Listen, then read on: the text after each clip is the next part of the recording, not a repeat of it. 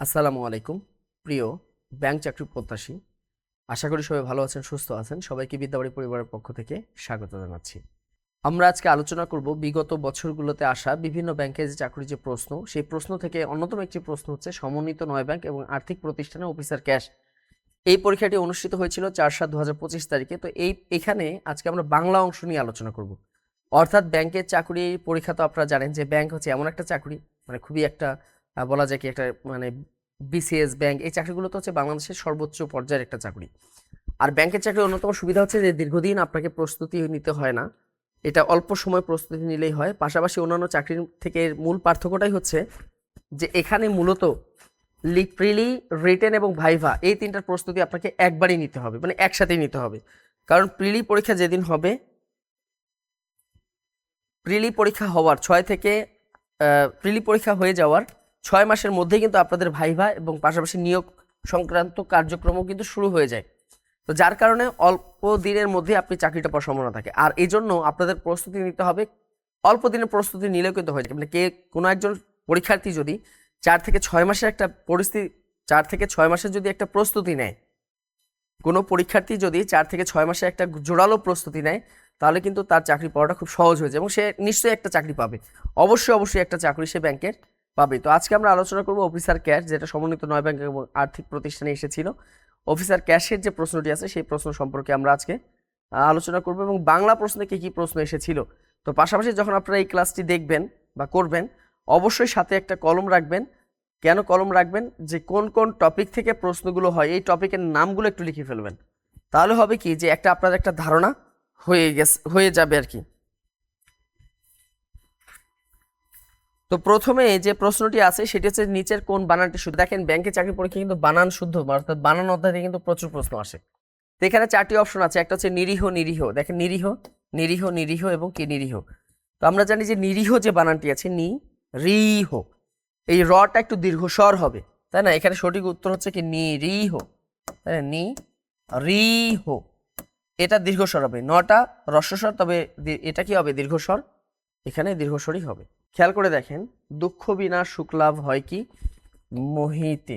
এখানে বিনা যে শব্দটি আছে, এই বিনা শব্দটি কি?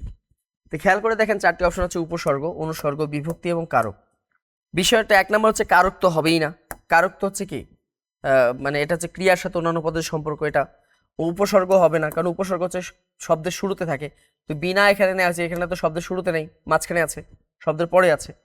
আর বিভক্তিগুলো তো বুঝেন, এটা শব্দের সাথে যুক্ত থাকে। যেমন দেখেন কলমের, তাই না? এই যে কলমের, এখানে দেখেন এর বিভক্তি, এটা তো শব্দের সাথে, বিভক্তি সবসময় শব্দের সাথেই থাকে, কিন্তু এখানে স্বাধীন পদ হিসেবে আসছে। স্বাধীন পদ হিসেবে একমাত্র অনুসর্গটাই এখানে ব্যবহার হয়।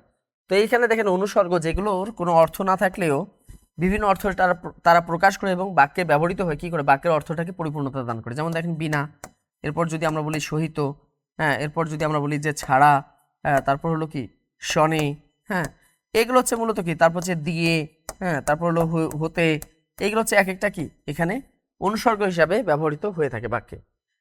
এরপর আমরা পরবর্তী প্রশ্ন যদি দেখি, তার মানে উপসর্গ অনুসর্গ থেকে কিন্তু আপনাদের প্রশ্ন হয়। এটা খুবই ইম্পর্ট্যান্ট একটা টপিক ব্যাংকের চাকরি প্রস্তুতির জন্য। এরপর যদি আমরা দেখি 80-20 কোন ধরনের বহুব্রীহি সমাসের উদাহরণ? 80-20 কোন বহুব্রীহি সমাসের উদাহরণ?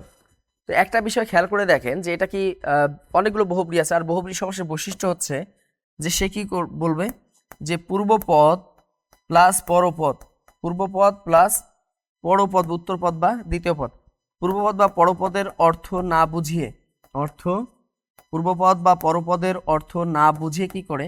ভিন্ন অর্থ প্রকাশ করে, ভিন্ন অর্থ প্রকাশ করে। এটাই হচ্ছে মূলত কি এই বহুব্রীহি সমাসের কি একটা বৈশিষ্ট্য। তো 80-20 এটা খুব সুন্দর করে আমরা বুঝতে পারি 80-20 সমাসটা। সেটা হচ্ছে 80-20 বলতে কি বোঝায়? 80-20 বলতে বোঝায়, এটার ব্যাস বাক্য যদি করি, যে 80-তে 20 জার, 80-তে 20 জার, এটা হলো কি 80। 80 বলতে কি বোঝায়? দাঁত। 80 বলতে বোঝায় দাঁত। 80-তে 20 জার, 80-তে 20 জার। যখন খেয়াল করে দেখবেন যে যখন দেখবেন যে কোনো একটা বিশেষ্য পদ, কোনো একটা বিশেষ্য যদি কোনো ব্যক্তির সাথে সম্পৃক্ত হয়, ব্যক্তিকে বোঝায়, মানে যে পদটা দ্বারা কোনো ধরনের ব্যক্তিকে বোঝায়, এটা হচ্ছে মূলত একটা ব্যাধিকরণ বহুব্রীহির অন্যতম একটা বৈশিষ্ট্য। তো এখানে 80-তে 20 যার, এটা হচ্ছে মূলত ব্যাধিকরণ বহুব্রীহি হিসাবে এখানে গণ্য হবে, বা এটা হচ্ছে একটা ব্যাধিকরণ বহুব্রীহি। আশি বলতে বোঝায় দাঁত বোঝায়। এরপর দেখেন পরবর্তী যে প্রশ্নটি আছে সেটা হচ্ছে জলধি। জলধি কোন শব্দ? জলধি কোন শব্দ, তাই না? তো এখানে দেয়া আছে যেমন জলধি কি রুড়ি শব্দ নাকি মৌলিক? জলধি তো মৌলিক শব্দ হবেই না, কারণ এটাকে ভাগ করা যায়। মা, ঢাকা, বাড়ি, লাল, কালো, পাখি, এগুলো হচ্ছে কি মৌলিক শব্দ। আকাশ। এখন দেখতে হবে যে রুড়ি শব্দ নাকি যৌগিক শব্দ নাকি যৌগিক শব্দ। তো জলধিটা যৌগিক শব্দ হবে না, তাই না? জলধিটা যৌগিক শব্দ হবে না। যেমন গরমিল, এটা একটা যৌগিক শব্দ হতে পারে, দুইটা শব্দ সমন্বয়ে গঠিত হয়েছে, এটা হচ্ছে যৌগিক শব্দ। এখন এটি রুড়ি হবে নাকি যৌগিক হবে? রুড়ি শব্দের বৈশিষ্ট্য কি? রুড়ি শব্দের বৈশিষ্ট্য হচ্ছে গঠনের আগের অর্থ পরের অর্থ কি হয়ে যায়, ভিন্ন হয়ে যায়। যেমন দেখেন যে পাঞ্জাবি যে শব্দটা আছে, খেয়াল করে দেখেন পাঞ্জাব, পাঞ্জাব মানে কি একটা এলাকার নাম, একটা জায়গার নাম, যেটা পাকিস্তান বা ভারতে আছে একটা জায়গার নাম। এসে যদি ই প্রত্যয় যুক্ত করেন তাহলে শব্দটা হয়ে যায় কি পাঞ্জাবি। খেয়াল করে দেখেন গঠনের আগে কি অর্থ ছিল আর এখন অর্থ কি পাঞ্জাবি। পাঞ্জাবি কিন্তু একটা পোশাকের নাম হয়ে গেল। পাঞ্জাবি হয়ে গেল কি একটা, পাঞ্জাবি হয়ে যায় একটা কিসের নাম?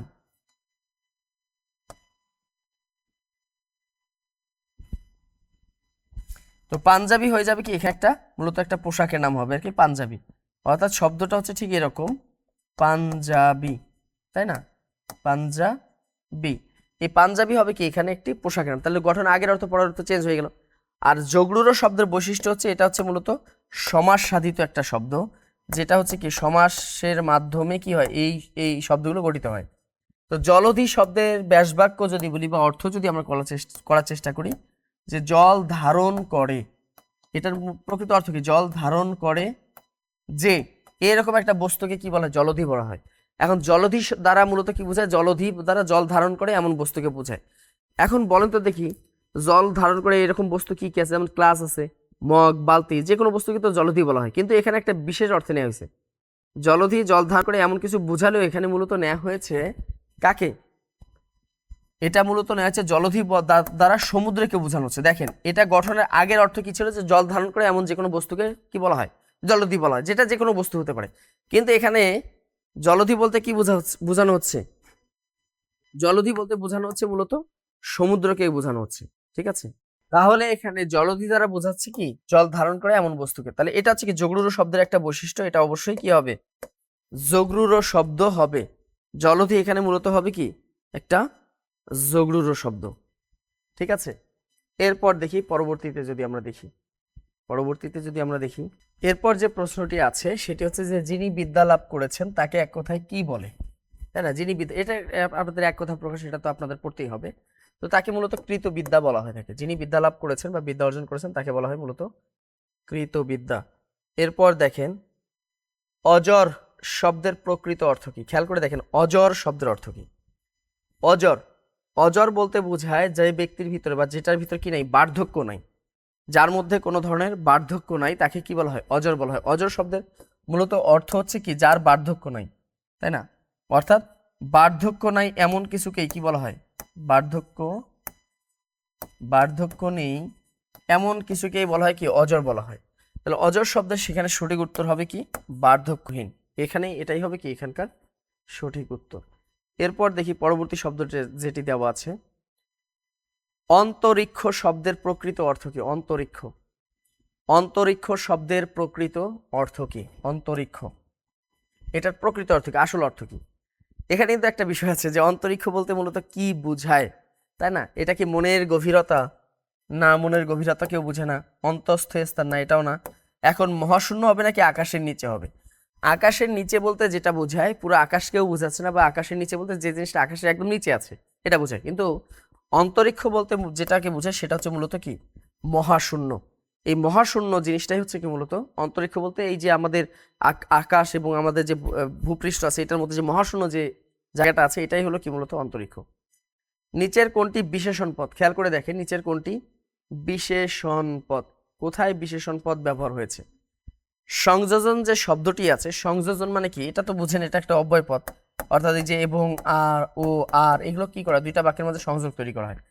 বুদ্ধি, বুদ্ধি তো একটা নাম, এটা তো বিশেষ্য পদ, তাই কিনা? এটা একটা বিশেষ্য পদ। তার সংযোজন এটাও তো হবে না। সংযোজন হচ্ছে এটা একটা মূলত একটা অব্যয় বাচক একটা শব্দ। সংযোজন বলতে অব্যয়কে বোঝানো হয়। বুদ্ধি তো হবে না। ঢাকা, এটাও তো একটা বিশেষ্য পদ। বুদ্ধিমান, এটা হবে কি? একটা বিশেষণ পদ। কারণ বুদ্ধির সাথে মান প্রত্যয় বা মতু প্রত্যয় যুক্ত কি হয়েছে? বুদ্ধিমান হয়েছে। এই বুদ্ধিমানটা হবে এখানে কি? বিশেষণ পদ। এখানে মূলত বিশেষণ পদ হচ্ছে বুদ্ধিমান। এরপর খেয়াল করে দেখেন পরবর্তী যে প্রশ্নটি আছে যে সন্ধিতে কিসের সংকোচন হয়, এটা পদের সংকোচন হয় নাকি বাক্যের সংকোচন হয় নাকি শব্দের হয় নাকি ধ্বনির হয়। সন্ধি মনে রাখবেন, সন্ধি মানে পাশাপাশি দুইটা ধ্বনির মিলন।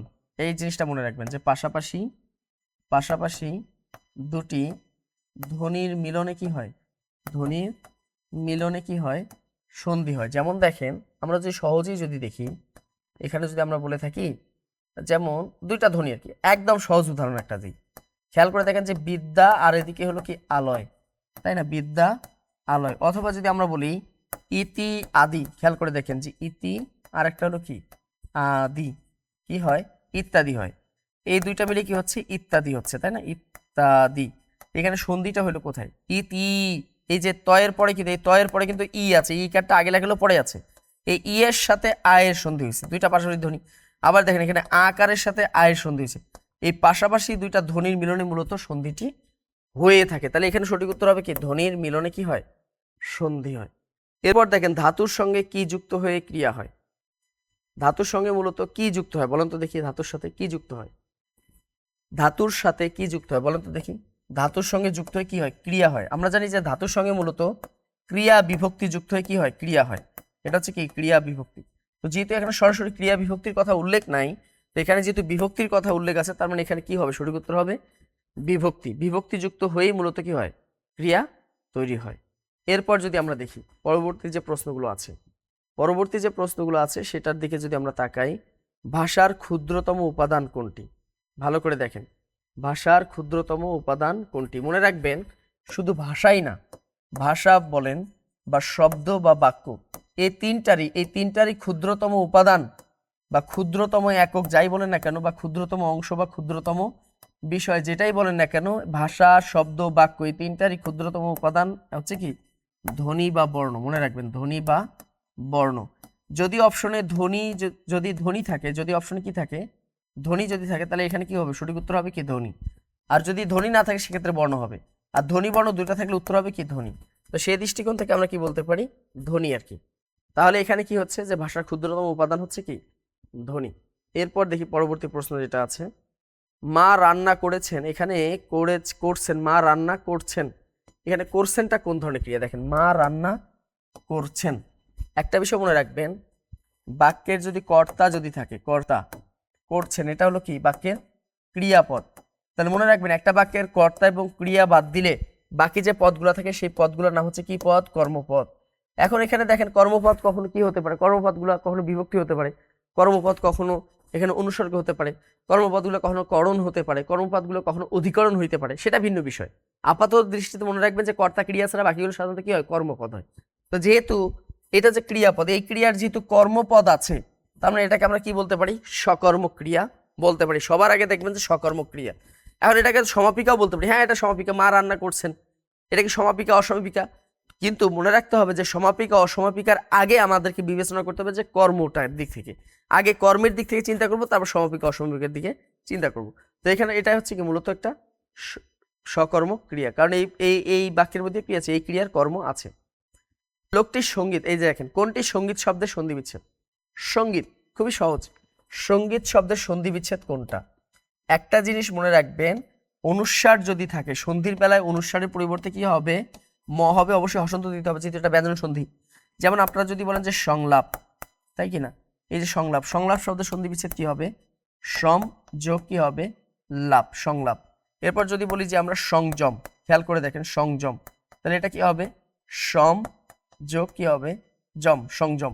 এরপর যদি আমরা বলি যে সংহত, তাই না, এই যে সংহত, তাহলে কি হবে, সম যোগ হত, তাই না। এবার যদি বলে থাকি আমরা সংসার, তাহলে কি হবে, সম যোগ সার, সম যোগ সার, সংসার। তো ঠিক তেমনি সঙ্গীত, সঙ্গীত, তাহলে এটা উত্তর হবে কি সমযোগ গীত, তাই না, সমগীত। এ নাম্বার যে অপশনটি আছে এটাই হবে কি সঠিক উত্তর। তাহলে অনুসারী নিয়মটা অবশ্যই মনে রাখবে, অনুসার দেখলে কি হবে, এর পরিবর্তে মহাশব্দ বসবে আর কি। পাশাপাশি অবস্থিত দুটি ধ্বনির মিলনে এক ধ্বনি সৃষ্টি হওয়াকে কি বলে। খেয়াল করে দেখেন এই প্রশ্নটা কিন্তু এর আগেও এসেছে। পাশাপাশি দুইটা ধ্বনির মিলনে একটা ধ্বনি যদি সৃষ্টি হয়, যেমন পাশাপাশি দুইটা ধ্বনি আ আছে, আবার এদিকে ধরেন কি আছে, আ আছে, এই দুইটার মিলনে যদি একটা ধ্বনি হয় তাহলে সেটাকে কি বলা হয়? অবশ্যই আপনারা বুঝতে পারতেছেন, এটাকে কি বলা হবে? সন্ধি বলা হয়। তাহলে এটা সহজ, তাই না? এটাকে কি বলা হয়? সন্ধি বলা। আর সন্ধির প্রকারভেদ হচ্ছে স্বরসন্ধি, ব্যঞ্জন সন্ধি, বিসর্গ সন্ধি, তাই না? এটা আর কি। যদি আবার বলে যে পাশাপাশি দুইটা স্বরের মিলনে যদি একটা স্বর হয় সেক্ষেত্রে স্বরসন্ধি। আর যদি বলে যে পাশাপাশি দুইটা ব্যঞ্জন ধ্বনির সাথে যদি একটা ব্যঞ্জন হয় তাহলে সেটা একটা ধ্বনি, সেটা হবে কি? ব্যঞ্জন ধ্বনি। অথবা পাশাপাশি একটা স্বরধ্বনি আর একটা ব্যঞ্জন ধ্বনির সমন্বয়ে যদি একটা ব্যঞ্জন হয়, এটা কি হবে? ব্যঞ্জন সন্ধি হবে। আবার যদি বলে যে পাশাপাশি একটা ব্যঞ্জনের সাথে একটা যদি স্বর হয় তাহলে সেটা কি হবে? ভাই আমি রেকর্ড দিই, আজকে আমি রোজা নেই, রোজা রাখতে পারিনি, আজকে সেহরি খাইতে পারিনি, ক্ষুধা লাগছে, খাই ফেলছি, না একবারে শেষ করে দিয়ে যাবো নি। তাহলে দেখেন যে পাশাপাশি দুইটা এভাবে আর কি। আবার যদি বলা হয় যে কোনো বিসর্গের মাঝে যদি কি হয়? মিলন হয়, মিলন হয়ে যদি একটা যদি ধ্বনি হয় সেটাকে কি বলা হয়? বিসর্গ সন্ধি বলা হয়। তাহলে এখানে কি হবে? সন্ধি। ঠিক আছে, এবার দেখেন পরবর্তী প্রশ্নটা দেখেন। এরপর খেয়াল করে দেখেন, জগতে অসম্ভব বলে কিছু নাই, গঠন অনুসারে এটি কোন ধরনের বাক্য? খেয়াল করে দেখেন, যেখানে একটা মাত্র সমাপিকা ক্রিয়া থাকবে, একটা মাত্র কর্তা থাকবে, সেটা মূলত কি হয়? আমরা জানি সেটা সরল বাক্য হয়। এখানে তো আসলে বলার তেমন কিছু নেই, এটা অবশ্যই কি হবে? সরল বাক্য হবে। কিন্তু এটা যদি জটিল বাক্য বলতো, এটাকে যদি জটিল বাক্য করতে বলতো তাহলে কি বলতাম আমরা? যে জগতে জগতে এমন কিছুই নেই, জগতে এমন কিছু নাই, বা এমন কিছুই বলতে পারেন, বা কিছুই বলতে পারেন, অথবা মানে বলক যুক্ত করতে পারেন, অথবা কিছু কিছু বললে হবে। এমন কিছু নেই যা অসম্ভব বা যা সম্ভব নয়। অসম্ভব বলতে পারেন, যে যা কি অসম্ভব। তাহলে এটা হলো কি? এটা হলো কি জটিল রূপ আর কি। বুঝতে পেরেছেন? তাহলে এটা হলো কি? জগতে অসম্ভব বলে কিছু নেই, এটা হচ্ছে মূলত সরল একটা বাক্য। এটা হচ্ছে মূলত কি হবে? সরল বাক্য হবে। এরপর দেখেন যে ব্যক্তির এরপর দেখেন যে ব্যক্তির দুহাত সমান তালে চলে বা সমান চলে তাকে কি বলা হয়? এটা তো বুঝতেই পারতেছেন, এক কথা প্রকাশ। এখানে তো আর টেকনিক দিয়ে হবে না, এটা আপনাদেরকে নিজে থেকেই মনে রাখতে হবে যে এটাকে বলা হয় কি? সব্যসাচী বলা হয়। অর্থাৎ যে ব্যক্তির দুহাত সমান চলে তাকে কি বলা হয়? সব্যসাচী বলা হয়ে থাকে। এরপর দেখেন, এরপর যদি আমরা বলি সচেষ্ট শব্দের বিপরীতার্থক শব্দ কোনটা? সচেষ্ট। এই যে দেখেন সচেষ্ট শব্দের বিপরীতার্থক শব্দ, তাহলে এটা আপনাদেরকে একদম আপনাদের পড়তে হবে, না পড়লে তো আপনারা বুঝবেন না। তো সচেষ্ট শব্দের বিপরীত শব্দ হচ্ছে মূলত কি? নিশ্চেষ্ট। সচেষ্ট শব্দের বিপরীত শব্দ হচ্ছে নিশ্চেষ্ট। এরপর দেখেন যেসব পদের সাহায্যে মনের ভাব সম্পূর্ণরূপে প্রকাশ পায় তাকে কি বলে? দেখেন একদম বেসিক থেকে প্রশ্ন আসছে, মানে এই ধরনের প্রশ্ন যে ব্যাংকে হবে এটা কিন্তু কেউ ধারণাই করতে পারে না, তারপরে এসেছে। ঠিক আছে, যেমন দেখেন যেসব পদের সাহায্যে মনের ভাব সম্পূর্ণভাবে প্রকাশ পায় তাকে কি বলা হয়? বলেন দেখি। যেসব পদের সাহায্যে মনের ভাব সম্পূর্ণরূপে প্রকাশ পায় তাকে কি বলে? আমরা জানি তাকে বাক্য বলা হয়, তাই না? তাকে কি বলা হয়? বাক্য বলা হয় তাকে। এরপর দেখেন বিভক্তিহীন নাম শব্দকে কি বলা হয়? বিভক্তিহীন নাম শব্দ। এখন বিভক্তিহীন নাম শব্দকে আমরা জানি যে প্রাতিপদিক বলা হয় থাকে, তবে এখানে দুইটা বানান আছে, প্রাতিপাদিক আর একটা হলো প্রাতিপদিক। এখানে মূলত সমস্যাটা হবে, তবে অবশ্যই মনে রাখবেন প্রাতিপদিক, পদিক বানানটা অবশ্যই মনে রাখবেন যে পদিক, তাই না? পদিক। এখানে কিন্তু আকার হবে না, এখানে কি হবে? প্রাতিপদিকই হবে, প্রাতিপদিক। এরপর দেখেন অগ্নি শব্দের সমার্থক কোনটা? অগ্নি শব্দের সমার্থক কোনটা? এখানে দেখেন যে ভানু, সবিতা, প্রভা, এটা মূলত হচ্ছে সূর্যের সমার্থক শব্দ। ভানু, সবিতা, প্রভা, তাই না? দিনপতি, দিনকর, এগুলো হচ্ছে সূর্যের সমার্থক শব্দ। একমাত্র যেটা হচ্ছে কৃষাণু, এই কৃষাণুটাই হচ্ছে কি মূলত আগুনের কি শব্দ? সমার্থক শব্দ। তো আগুনে তো আরো অসংখ্য সমার্থক শব্দ আছে, তাই না? অগ্নি, তাই না? তারপর হচ্ছে কি অনল, হুতাশুন, অগ্নি, পাবক, এগুলো হচ্ছে আগুনের সমার্থক শব্দ। এগুলো অবশ্যই আপনাদেরকে পড়তে হবে। এরপরে প্রশ্ন যদি আমরা যাই, এরপরে যে প্রশ্নটি আছে, এরপরে প্রশ্নটি দেখেন যে আকাশ শব্দের সমার্থক কোনটা? আকাশ শব্দের সমার্থক শব্দ কোনটি? একটু যদি ভালো করে আপনারা যদি খেয়াল করে দেখেন যে আকাশ শব্দের সমার্থক শব্দ কোনটি, আমরা যদি দেখি যে প্রথমে যেটি দেওয়া আছে ময়ূখ, এই ময়ূখ শব্দের অর্থ হচ্ছে কি? জ্যোতি বলা হয় তাকে। এই যে জ্যোতি যেটাকে বলে, বা কি বলা হয়? আলো বলা হয়। ময়ূখ শব্দের সমার্থক শব্দ হচ্ছে ময়ূখ শব্দের সমার্থক শব্দ হচ্ছে জ্যোতি বা কি? আলো। এরপর যদি আমরা দেখি যে অম্বর, এই অম্বর শব্দের অর্থ কি? অম্বর। এরপর যদি বলি আমরা নীলানু, তারপর কি আছে বিভাবরী। তো এখানে দেখেন নীলানু বলতে যেটা হচ্ছে নীল রং বিশেষ বা নীল রংকে বোঝা বা নীল রঙের জিনিসকে নীল কি বলা হয়? নীলানু বলা, বা যে জিনিসটা নীল রং করা হয়েছে। আর বিভাবরী বলতে রাত বোঝানো হয়। এখানে তাহলে আকাশের যে সমার্থক শব্দ, আকাশের সমার্থক শব্দ হচ্ছে মূলত কি? অম্বর। অম্বর শব্দের অর্থ হচ্ছে কি? আকাশ। এরপর দেখেন পরবর্তী যে প্রশ্নটি আছে সেটা হচ্ছে আঘাতের সমার্থক শব্দ নয় কোনটা? এই যে আঘাত, এটার সমার্থক নয় কোনটা? এটা কি প্রতিঘাত? আঘাতের বিপরীত শব্দ প্রতিঘাত হবে, ব্যথা হবে, জ্বালা হবে, নাকি যন্ত্রণা হবে? দেখেন আঘাতের সমার্থক শব্দ চাইছি, বিপরীতার্থক শব্দ চাইনি কিন্তু। আঘাতের সমার্থক শব্দ নয় কোনটি? এখানে একটা বিষয় খেয়াল করে দেখেন যে আঘাতের সমার্থক নয় কোনটিকে দেখেন যন্ত্রণা, যন্ত্রণা এটা আঘাতের হতে পারে, জ্বালা হতে পারে, ব্যথা হতে পারে। মূলত প্রতিঘাত, এটা হচ্ছে প্রতিঘাত বলতে কি বোঝায়? পাল্টা আঘাত, আঘাত করা। এটা কি হয়? বিপরীত শব্দ হচ্ছে কি? প্রতিঘাত, যেটাকে বলা হয়, তাই কি না? এটা হচ্ছে সম্পূর্ণ কি? আঘাত করা। আরেকটা হচ্ছে কি? প্রতিঘাত করা, মানে কি? পাল্টা আঘাত করা।